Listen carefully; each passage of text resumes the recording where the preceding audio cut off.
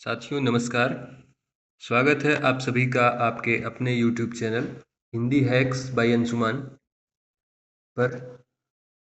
और उम्मीद करते हैं कि आप सभी स्वस्थ सकुशल और सानंद होंगे, हिंदी साहित्य के अध्ययन अध्यापन में लगे हुए होंगे। तो जैसा कि हम सभी जानते हैं कि हमारा चैनल हिंदी साहित्य से जुड़ी हुई तमाम हिंदी पट्टी की परीक्षाओं एवं हिंदी विषय की परीक्षाओं से संबंधित तैयारी हेतु प्रतिबद्ध है। तो लगभग 15 जून से लेकर के जुलाई के प्रथम सप्ताह तक यूजीसी नेट की परीक्षा संभावित है। ऐसे में जो 11 निबंध यूजीसी नेट के अंतर्गत हिंदी विषय में लगे हुए हैं, उसमें जो सबसे महत्वपूर्ण और सबसे पहला निबंध है, भारतेंदु हरिश्चंद्र जी का निबंध है, भारतवर्षोन्नति कैसे हो सकती है, को आज हम पढ़ेंगे। और अगर हम भारतेंदु हरिश्चंद्र जी के बारे में थोड़ा सा जानें तो इनका जन्म सन 1850 ईस्वी में हुआ था। और यूँ तो इनका जन्म वैसे कभी पूछा नहीं जाएगा, लेकिन जानकारी के लिए आप जान सकते हैं इनके जन्म से ही भारतेंदु युग की शुरुआत जो है वो इनके जन्म से ही मानी जाती है। इनके कुछ प्रमुख नाटक हैं। और मैं आपको सूचना के लिए बता दूं कि ये जो मैंने वेबसाइट खोल रखी है, ये हिंदी समय वेबसाइट से मैं कंटेंट उठाया हूँ। ये मेरे ही अपने ही विश्वविद्यालय महात्मा गांधी अंतर्राष्ट्रीय हिंदी विश्वविद्यालय की ही इसके द्वारा संचालित है। वहाँ पे कंटेंट की प्रामाणिकता के नाते मैं यहाँ पे सीधा कंटेंट उठाया। वैसे मैं इसको कॉपी पेस्ट और पीपीटी इत्यादि कर सकता था, पर उसकी कोई आवश्यकता मुझे लगी नहीं, तो मैं सीधा विषय पे आता हूँ। इधर बगल में कुछ नाटक लिखे हुए हैं जो कि भारतेंदु हरिश्चंद्र जी के नाटक हैं, जिनमें नील देवी, सभय जाति गोपाल की, अंधेर नगरी, कर्पूर मंजरी, जाति विवेकनी सभा, दुर्लभ बंधु, धनंजय, प्रेम जोगिनी, पांचवें पैगंबर, बंदर सभा, बसंत पूजा, भारत दुर्दशा, मुद्रा राक्षस, रणधीर प्रेम मोहिनी, वैदिकी हिंसा हिंसा न भवति, विद्यावती, विशस्य विस्मौसधम, श्री रामलीला, श्री रामचंद्रिका, श्री चंद्रावली नाटिका, षड्भणयो संवादः, षण्डभंडयो संवादः, सत्य हरिश्चंद्र सती प्रताप। निबंध एक अद्भुत अपूर्व स्वप्न।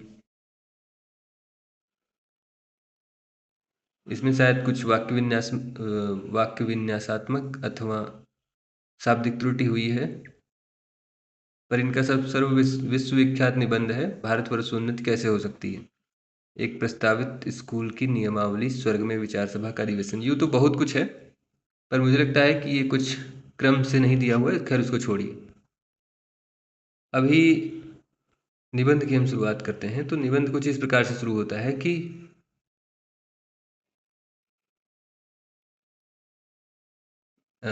आज बड़े आनंद का दिन है।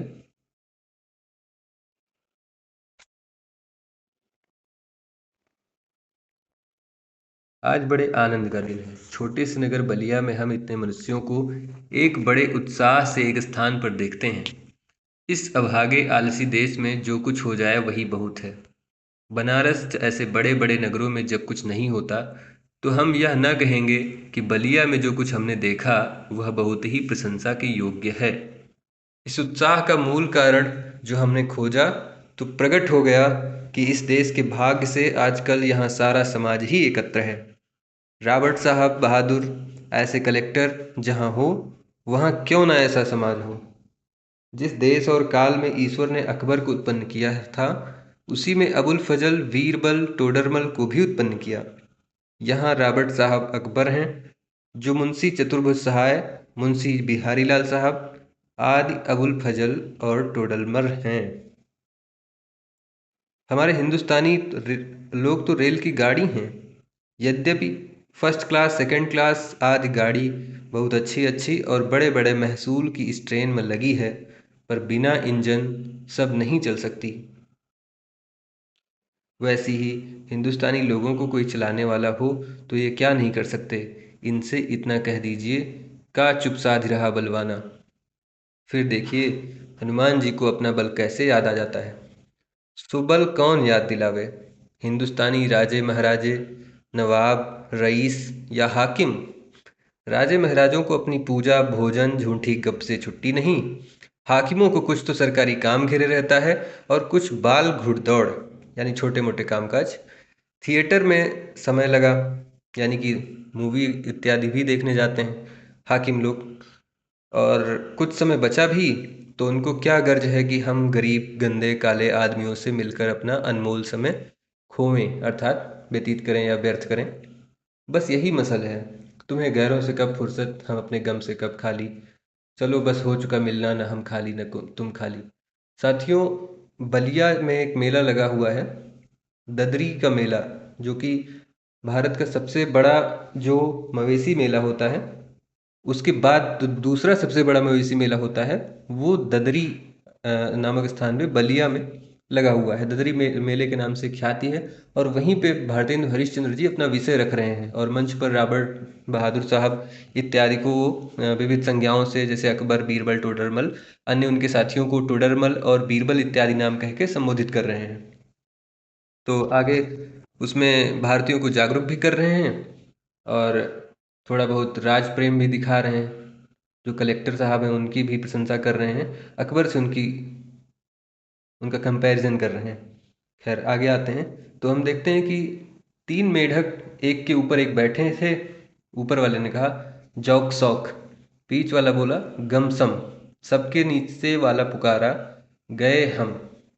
सो हिंदुस्तान की प्रजा की दशा यही है, गए हम।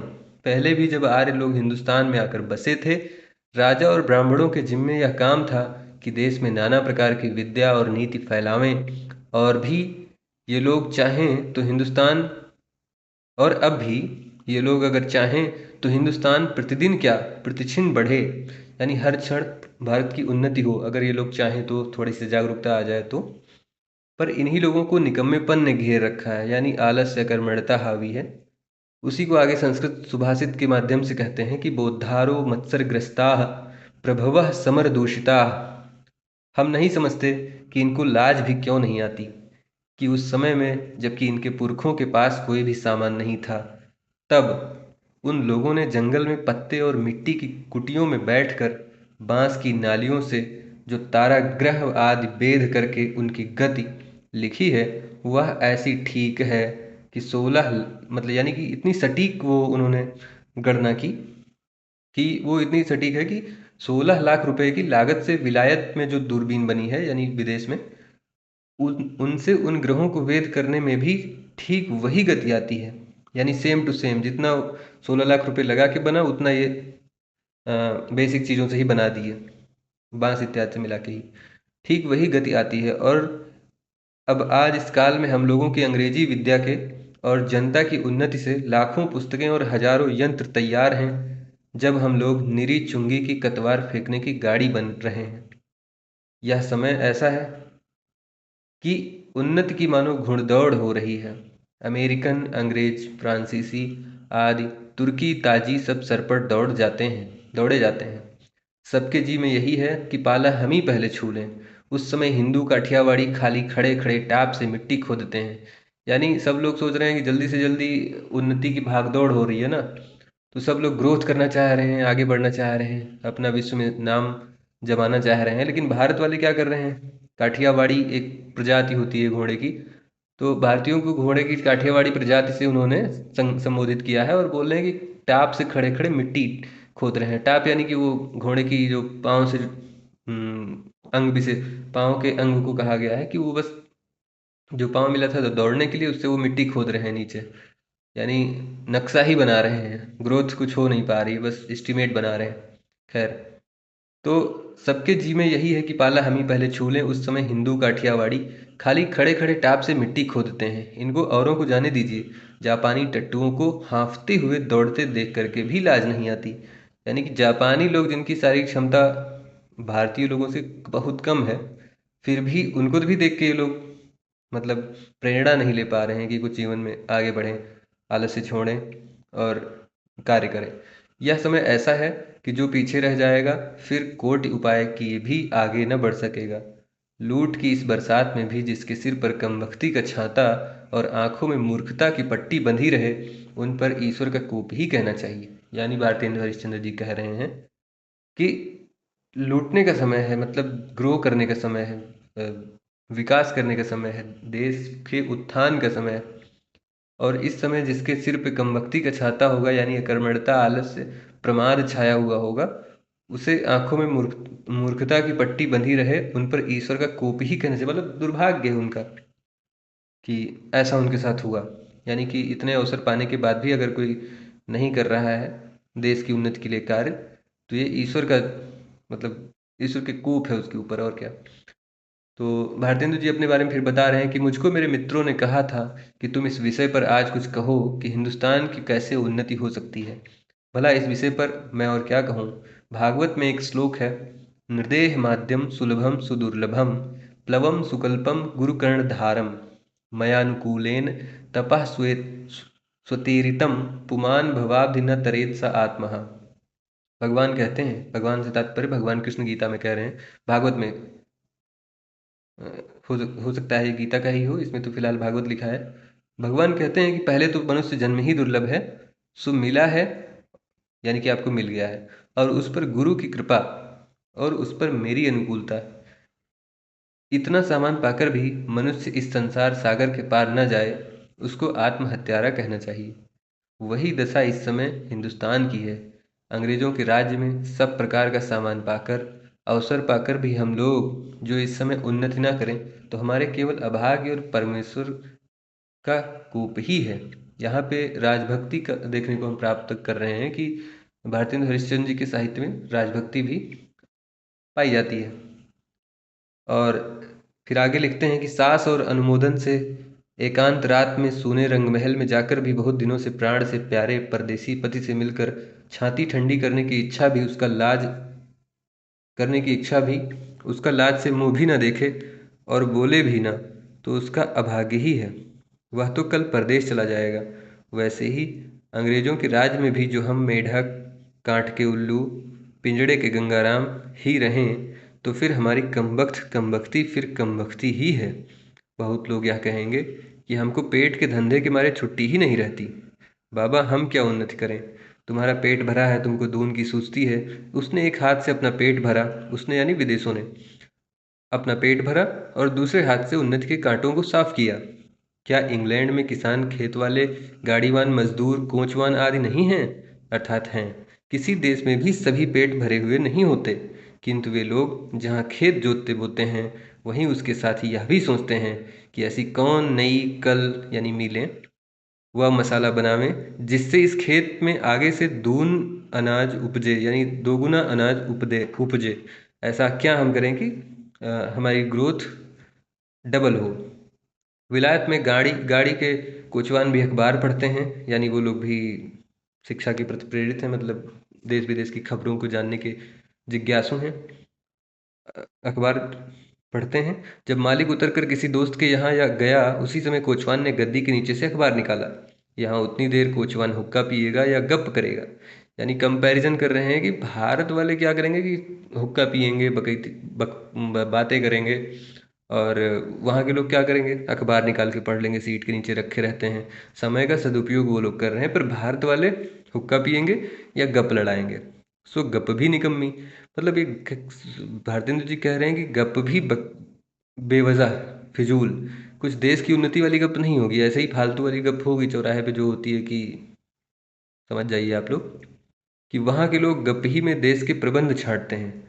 सिद्धांत यह कि वहाँ के लोगों का यह सिद्धांत है कि एक क्षण भी व्यर्थ न जाए, उसके बदले यहाँ के लोगों को जितना निकम्मापन हो उतना ही बड़ा अमीर समझा जाता है। आलस्य यहाँ इतनी बढ़ गई कि मलुकदास ने दोहा ही बना डाला, अजगर करे न चाकरी, पंछी करे न काम, दास मलुका कही गए, सबके दाता राम। अर्थात अजगर क्यों नौकरी करेगा, चाकरी करेगा, और पंछी क्यों काम करेगा भाई, और दास मलुका सबके दाता राम कही गए, मलुकदास कही गए। मलुकदास बहुत ही महत्वपूर्ण नाम है, इलाहाबाद में जन्मे हुए थे। हिंदी साहित्य में विशेष योगदान है, विशेषकर भक्ति काल में। इनके बारे में फिर कभी हम पढ़ेंगे, चर्चा करेंगे। चारों ओर आंख उठाकर देखिए तो बिना काम करने वालों की ही चारों ओर बढ़ती है। रोजगार कहीं कुछ भी नहीं है। अमीरों, मुसाहिबी दलालों या अमीरों के नौजवान लड़कों को खराब करना या किसी की जमा मार लेना, इनके सिवा बतलाइए और कौन रोजगार है जिससे कुछ रुपया मिले। चारों ओर दरिद्रता की आग लगी हुई है, यानी बेरोजगारी का चारों ओर आलम छाया हुआ है। चारों ओर दरिद्रता की आग लगी हुई है, गरीबी भी है। दरिद्रता अर्थात गरीबी। किसी ने बहुत ठीक कहा है कि दरिद्र कुटुंबी उस तरह अपनी इज्जत को बचाता फिरता है जैसे लाजवंती बहू फटे कपड़ों में अपने अंग को छिपाए जाती है। वही दशा हिंदुस्तान की है। मर्दमशुमारी का रिपोर्ट देखने से स्पष्ट होता है कि मनुष्य दिन दिन यहाँ बढ़ते जाते हैं और रुपया दिन दिन कमती होता जाता है। सो अब बिना ऐसा उपाय किए काम नहीं चलेगा कि रुपया भी बढ़े और वह रुपया बिना बुद्धि के ना बढ़ेगा। भाइयों, राजा महाराजाओं का मुँह मत देखो। मत यह आशा रखो कि पंडित जी कथा में ऐसा कोई उपाय बतलावेंगे कि देश का रुपया और बुद्धि बढ़े। तुम आप ही कमर कसो, आलस छोड़ो।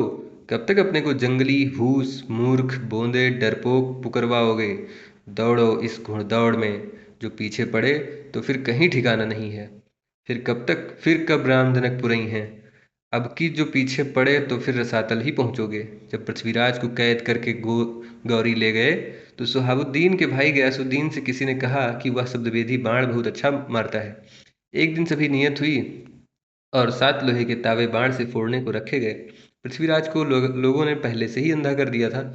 संकेत यह हुआ कि जब गयासुद्दीन हूं करे तब वह तावे पर बाण मारे। चंद कवि भी उसके साथ कैदी था। चंद्रबरदाई और पृथ्वीराज चौहान, इन दोनों लोगों का जन्म एक ही दिन हुआ था और दोनों लोग वो एक राजा थे। चंद्रबरदाई पृथ्वीराज चौहान और उनके दरबार में रहते थे। ये क्या नाम है, पृथ्वीराज रासो के लेखक चंद्रबरदाई। इन दोनों की विशेषता ये थी कि मित्रवत संबंध भी था और एक ही दिन जन्म हुआ था और साथ ही रहे ज़्यादातर, और मृत्यु के समय भी साथ ही हैं, आप देख सकते हैं इसमें। चंद कवि भी उसके साथ कैदी थे। यह सामान देखकर यह सामान देखकर उसने यह दोहा पढ़ा, उसने अर्थात चंद्रबरदाई ने। अब की चढ़ी कमान को जाने फिर कब चढ़े, जिन चूके चहुआज इक्के मारे इक्क सर। बोले कि जैसे हूँ करेगा तो तावा वावा पे नहीं मारना है, सीधा मार देना गर्दन पे, क्योंकि इस बार चूक गए तो फिर दोबारा मौका मिलेगा नहीं। अब की चढ़ी कमान को जाने फिर कब चढ़े, मतलब अब मौका मिले कि ना मिले, अब क्या पता ना मिले, तो घुमा देना उसकी ओर बाण। संकेत कर दिए पृथ्वीराज चौहान को, चंद्रबरदाई जी ने कर दिया। तो उसका संकेत समझकर जब गयासुद्दीन ने हूं किया तो पृथ्वीराज ने उसी को बाण मार दिया। वही बात अब है कि अब की चढ़ी इस समय में सरकार का राज्य पाकर और उन्नति का इतना सामान पाकर भी तुम लोग अपने को ना सुधारो तो तुम ही रहो। और वह सुधारना भी ऐसा होना चाहिए कि सब बात में, उन्नति में, धर्म में, घर के काम में, बाहर के काम में, रोजगार में, शिष्टाचार में, चाल चलन में, शरीर में, बल में, समाज में, युवा में, वृद्ध में, स्त्री में, पुरुष में, अमीर में, गरीब में, भारतवर्ष की सब आस्था, सब जाति, सब देश में उन्नति करो। सब ऐसी बातों को छोड़ो जो तुम्हारे इस पथ के कंटक हों, चाहे वो तुम्हें लोग निकम्मा कहें या नंगा कहें, क्रिस्तान कहें या भ्रष्ट कहें। तुम केवल अपने देश की दीन दशा को देखो और उनकी बात मत सुनो। अपमान पुरस्कृत्य मानं कृत्वा तु पृष्ठतः सुकार्य साधयेत् धीमान्य कार्यध्वंसो ही मूर्खता। जो लोग अपने को देश हितैषी मानते हों वह अपने सुख को होम करके, अपने धन और मान का बलिदान करके कमर कस के उठो। देखा देखी थोड़े दिन में सब हो जाएगा। अपनी खराबियों के मूल कारणों को खोजो। कोई धर्म की आड़ में, कोई सुख की आड़ में छिपे हैं। उन चोरों को वहाँ से पकड़ कर लाओ, उनको बांध बांध कर कैद करो। हम इससे बढ़कर क्या कहें कि जैसे तुम्हारे घर में कोई पुरुष व्यभिचार करने आवे तो जिस क्रोध से उसको पकड़कर मारोगे और जहाँ तक तुम्हारे में शक्ति होगी उसका सत्यानाश करोगे, उसी तरह इस समय जो जो बातें तुम्हारी उन्नति के पथ की कांटा हों उनकी जड़ खोद कर फेंक दो। कुछ मत डरो। जब तक 100-200 मनुष्य बदनाम न होंगे, जात से बाहर न निकाले जाएंगे, दरिद्र न हो जाएंगे, कैद न होंगे, वरंच जान से न मारे जाएंगे, तब तक कोई देश ना सुधरेगा, है ना। अब यह प्रश्न होगा कि भाई हम तो जानते ही नहीं कि उन्नति और सुधारना किस चिड़िया का नाम है, किसको अच्छा समझें, क्या लें क्या छोड़ें, कुछ क्या लें क्या छोड़ें। तो कुछ बातें जो इस शीघ्रता से मेरे ध्यान में आती हैं उनको मैं कहता हूँ, सुनो। सब सुन्नियों का मूल धर्म है। साथियों, मैं आपको यहाँ पे बता दूं कि 2024 के जून में एक प्रश्न आया था, यही लाइन थी और उसमें 4 ऑप्शन दिया गया था कि सभी सुन्नियों का मूल डैश डैश डैश है। तो वहाँ 4 ऑप्शन था कि धर्म, या भाषा या कुछ और भी 2 ऑप्शन रहे होंगे। तो उस समय मैं भी परीक्षा में बैठा हुआ था, तो मैंने तो धर्म लगा दिया था, वो क्वेश्चन सही भी था, यदि मैं सही याद कर पा रहा हूँ तो। तो ये लाइन आई हुई थी। तो इसमें जो मैंने बहुत सारी लाइनों को स्पीड से पढ़ा है उसको आप, मैं तो मतलब अपनी ओर से टीचर के भरोसे आप नहीं छोड़ सकते ना। तो इसका पीडीएफ आप डाउनलोड कीजिएगा या वेबसाइट से पढ़िएगा और इसको आराम से पढ़िएगा। मैं तो वीडियो बहुत लंबी ना हो इसलिए जल्दी जल्दी पढ़ रहा हूँ, और एक मोटा मोटा आपको आइडिया हो जाए कि भारतेंदु हरिश्चंद्र जी कहना क्या चाहते हैं, इसलिए मैं इस तरीके से पढ़ रहा हूँ। लेकिन आपको इसकी लाइनों को थोड़ा ध्यान देके पढ़ना है, क्योंकि क्वेश्चन लाइनों से ही बनेंगे, और एक शब्द ऐसे टक्क से उठा लेंगे एग्जामिनर महोदय और दे देंगे आपके समक्ष और कहेंगे कि यहाँ भरो, फिल इन द ब्लैंक्स। तो समझ रहे हैं आप कि मैं क्या कहना चाह रहा हूँ। तो सब सुन्नियों का मूल धर्म है, इससे सबसे पहले धर्म की ही उन्नति करनी उचित है। देखो अंग्रे ये देखिए, धर्म की ही उन्नति करनी उचित है। देखो अंग्रेजों की धर्म नीति राजनीति परस्पर मिली है, उससे दिन दिन कैसी उन्नति हुई है। उनको जाने दो, अपने ही यहाँ देखो, तुम्हारे धर्म की आड़ में नाना प्रकार की नीति समाज संगठन वैदक आदि भरे हुए हैं। दो एक मिसाल सुनो, तुम्हारा बलिया के मेला का यही स्थान क्यों चुना गया, जिससे जो लोग कभी आपस में नहीं मिलते, 10-10 5-5 कोस से ले लोग एक जगह एकत्र होकर आपस में मिलें, एक दूसरे का सुख दुख जानें, गृहस्थी के काम की वह चीज़ें जो गांव में नहीं मिलती यहाँ से ले जाएं। एकादशी का व्रत क्यों रखा है, जिससे महीने में 2 एक उपवास से शरीर शुद्ध हो जाए। यानी वो वैज्ञानिकता बता रहे हैं कि कोई भी चीज़ फालतू नहीं है, हर चीज़ के पीछे प्रॉपर लॉजिक है। व्रत जो हम रखते हैं उससे हमारा शरीर शुद्ध होता है, और वो जो निरर्थक चीज़ें होती हैं वो रिसाइकल हो जाती हैं, रिड्यूस हो जाती हैं या बाहर निकल जाती हैं शरीर से। तो रोग प्रतिरोधक क्षमता भी बढ़ती है और हमारा शरीर आगे के लिए प्रिपेयर हो जाता है। गृहस्थी के सिर पर शरीर शुद्ध हो जाए, महीने में 2 एक उपवास से शरीर शुद्ध हो जाए। गंगा जी नहाने जाते हैं तो पहले पानी सिर पर चढ़ा कर तब पैर पर डालने का विधान है। क्यों, जिससे तलवे की गर्मी सिर पर चढ़कर विकार न उत्पन्न कर दे। दिवाली इसी हेतु है कि इसी बहाने साल भर में एक बार तो सफाई हो जाए। बहुत बच्चे इलाहाबाद से घर जाते हैं या किसी भी शहर से जब घर जाते हैं तो पंखा उनका पोंछना पड़ता है उनको, तो कहते हैं कि बड़ा काम है, घर पे आए काम कर, त्योहार मनाने आए थे, अब यहाँ सफाई कर रहे हैं। तो उसके बारे में भारतेंदु जी कहते हैं कि यह त्योहार ही हमारी म्यूनिसिपालिटी है। म्यूनिसिपालिटी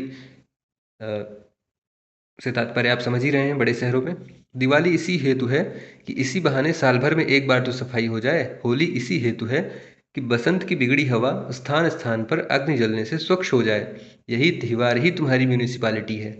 ऐसे ही सब पर्व, सब तीर्थ व्रत आदि में कोई हिकमत है, मतलब वैज्ञानिकता है। उन लोगों ने धर्मनीति और समाजनीति को दूध पानी की भांति मिला दिया है। उन लोगों ने यानी अंग्रेजों की ओर संकेत कर रहे हैं।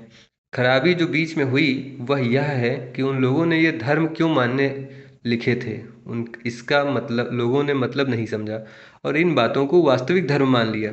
यानी कई बार चीज़ों को संकेत रूप में किया जाता है पर लोग उसका रूढ़ हो जाते हैं उस चीज़ को लेकर के। जैसे होता क्या था कि बलि प्रथा में क्या होता था कि लोग शराब छोड़ने गए थे तो शराब वहाँ रख दिए बोतल की, भाई अब नहीं छुएंगे, रख दिए। लेकिन फिर धीरे धीरे वो प्रथा इतनी रूढ़ हो गई कि लोग शराब ही चढ़ाने लग गए, देवी देवताओं को चढ़ाने लग गए कि भाई शराब चढ़ा रहे हैं वगैरह वगैरह। खैर छोड़िए। दूसरी फिर आगे देखिए ये लाइन आ रही है, ये लाइन यूजीसी नेट में हूबहू यहाँ से आई है कि वास्तविक धर्म तो केवल परमेश्वर के चरण कमल का भजन है। ये लाइन मोस्ट इम्पॉर्टेंट पीवाईक्यू में पूछी गई हुई लाइन है कि वास्तविक धर्म क्या है। तो वास्तविक धर्म है परमेश्वर के चरण कमल का भजन। ये सब तो समाज धर्म है जो देश काल के अनुसार शोधे और बदले जा सकते हैं। यानी कि देश काल परिस्थिति अनुसार व्यवहार। शिक्षा हमें क्या सिखाती है, परिस्थिति देश और काल के अनुसार व्यवहार। तो इसमें कह रहे हैं कि जो देश काल के अनुसार शोधे यानी संशोधित किए जा सकते हैं, बदले जा सकते हैं। दूसरी खराबी यह हुई कि उन्हीं महात्मा बुद्धिमान ऋषियों के वंश के लोगों ने अपने बाप दादाओं का मतलब न समझकर बहुत से नए नए धर्म बनाकर शास्त्रों में धर दिए। बस सभी तिथि व्रत और सभी स्थान तीर्थ हो गए। सो इन बातों को अब एक बार आंख खोलकर देख और समझ लीजिए कि फलानी बात उन बुद्धिमान ऋषियों ने क्यों बनाई, और उनमें देश और काल के अनुकूल और उपकारी हों, यानी कि जो उसमें देश और काल के अनुकूल और उपकारी हों उनका ग्रहण कीजिए। बहुत सी बातें जो समाज विरुद्ध मानी जाती हैं किंतु धर्मशास्त्रों में उनका विधान है, उनको मत चलाइए। जैसा जैसे जहाज का सफर करना, विधवा विवाह आदि।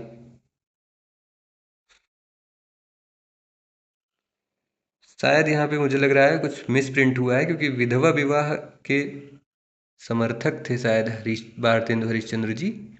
बाल विवाह के वो विरोधी थे, होना भी चाहिए। तो यहाँ मुझे लगता है गलती से विधवा विवाह लिखा हुआ है, या बाल विवाह होना चाहिए था। कि जैसे बाल विवाह मत चलाइए, जहाज का सफर मत कीजिए, लड़कों की छोटेपन में ही शादी करके उनका बल बीरज आयुष्य मत घटाइए। आप उनके माँ बाप हैं या शत्रु हैं, वीर उनके शरीर में पुष्ट होने दीजिए। नून तेल लकड़ी की फिक्र करने की बुद्धि सीख लेने दीजिए, तब उनका पैर कांट में डालिए। अर्थात कांट में डालना अर्थात उनका विवाह करना, यानी कि सब उनको समझदारी हो जाए उसके बाद उनका विवाह करना चाहिए। कुलीन प्रथा बहुविवाह आदि को दूर कीजिए। लड़कियों को भी पढ़ाइए, किंतु इस चाल में नहीं जैसे आजकल पढ़ाई जाती हैं, जिससे उपकार के बदले बुराई होती है। वो ऐसी चाल से उनको शिक्षा दीजिए कि वह अपना देश और कुल धर्म सीखें, पति की भक्ति करें और लड़कों को सहज में शिक्षा दें। बहुत सारे विमर्शकार, स्त्री विमर्शकार इसको दूसरी दृष्टि से लेंगे, मतलब लेना चाहिए। जिस विमर्श किसी भी रचना को हम जिस विमर्श से देखना चाहेंगे हम उसमें विमर्श पा जाएंगे, बशर्ते हम कोई भी चश्मा लगा लें, फिर वो चाहे स्त्री विमर्श हो, अल्पसंख्यक विमर्श हो, या बहुत सारे विमर्श चल ही रहे हैं। सो उसको छोड़िए, लेकिन इस लाइन को लोग उठा लेंगे कि भाई भारतेंदु हरिश्चंद्र जी कह रहे हैं कि लड़कियों को उतनी शिक्षा दो जितने में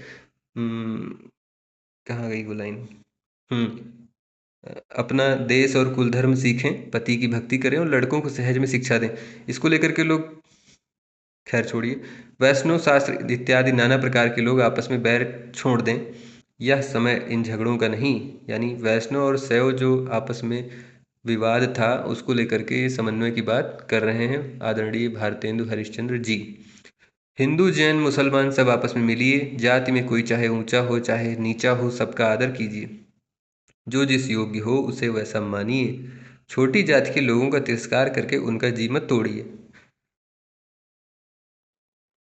सब लोग आपस में मिलिए, मुसलमान भाइयों को भी उचित है इस हिंदुस्तान में बस कर वे लोग हिंदुओं को नीचा समझना छोड़ दें, ठीक भाइयों की भांति हिंदुओं से बर्ताव करें।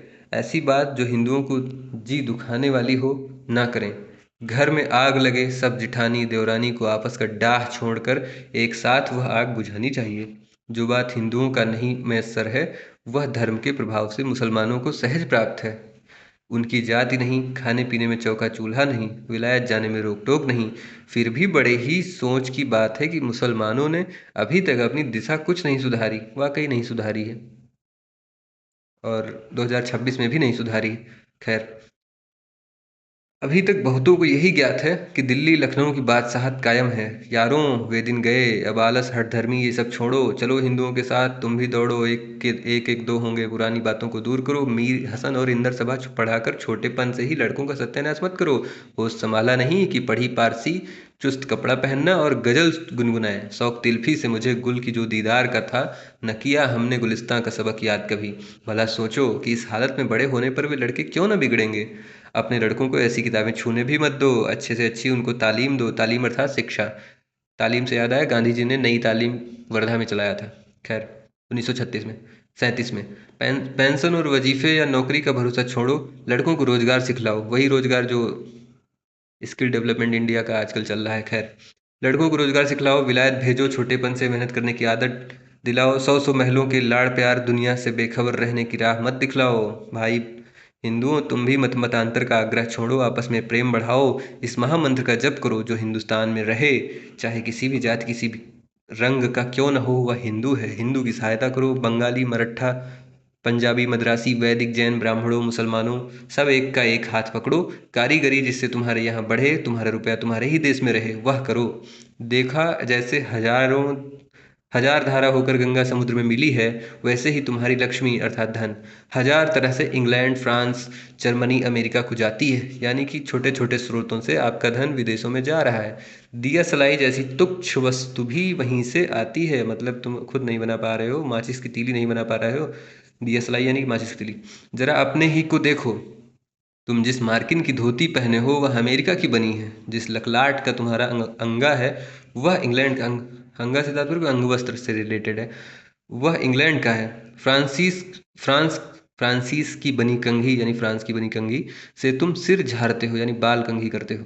और जर्मनी की बनी चर्बी की बत्ती तुम्हारे सामने जल रही है, यानी समय सायं हो गई होगी तो जर्मनी की बत्ती जल रही होगी लालटेन वगैरह में, भाषण देते देते शाम हो गई होगी ना। तो वही, यह तो वही मसल हुई। एक बेफिक्रे मंगती का कपड़ा पहनकर किसी महफिल में गए, कपड़े को पहचान कर एक ने कहा, अजी अंगा तो फलाने का है। दूसरे ने बोला, अजी टोपी भी फलाने की है।